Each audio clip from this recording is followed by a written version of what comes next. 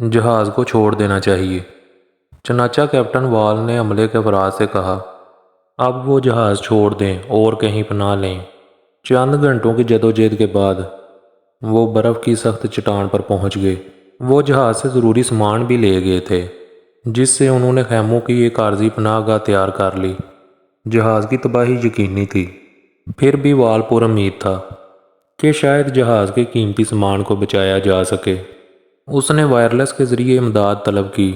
सन company ने Alaska के मगरबी हिस्से से 2 इमदादी तैयारे रवाना कर दिए। अलास्का का ये मगरबी हिस्सा इस बर्फानी काफ़िले की पनाहगाह से 700 मील दूर था। कैप्टन वाल और काइन ने यह तय किया कि 14 आदमियों की एक टीम यहाँ रहे और बाकी 22 आदमी वापस चले जाएं। चनाचा इमदादी तैयारे उन आदमियों को लेकर रवाना हो गए। कैप्टन वाल का यह मिशन था कि जहाज़ पर नज़र रखी जाए, बर्फ़ पिघलने का इंतज़ार किया जाए और कीमती सामान को ज़ाया ना होने दिया जाए। चाम इस पनाहगाह से साफ नज़र आ रहा था। दिन गुजर रहे थे कि एक रात फिर बर्फ़ का तूफ़ान आ गया। वाल और काइन और सारे अफराद अपने अपने खैमों में दुबके बैठे थे।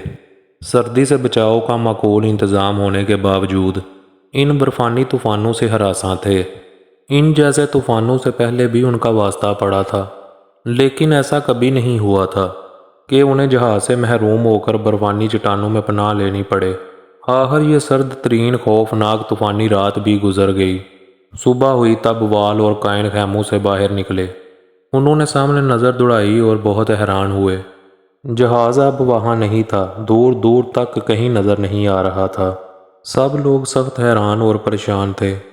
काइन अब उकता चुका था और जल्द अज जल्द अलास्का वापस जाना चाहता था, लेकिन कैप्टन वाल ने उसे समझाया कि सोच समझ कर कदम उठाए, क्योंकि इस मिशन की कामयाबी से ना सिर्फ उन दोनों को बल्कि सबको फ़ायदा होगा।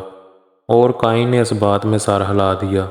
चाम के अचानक गायब होने की बुनियादी वजह यह थी कि गुज़िश्ता रात गुजरने के बाद अचानक दर्जा हरारत में काफ़ी तब्दीली रोनमा हो गई थी। मौसम में थोड़ी तब्दीली हुई और थोड़ी गर्मी होनी शुरू हो गई, जिसके बायस बर्फ़ कदरे पिघल रही थी और वो इससे आज़ाद होकर समंदर में थोड़ा आगे बढ़ गया होगा। एक ख्याल ये भी था कि वो समंदर में गर्क हो गया है।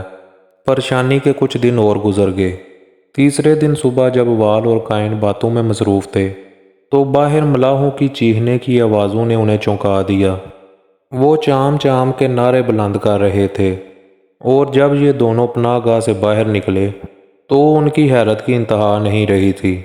चाम उनके बिल्कुल सामने ही खड़ा था।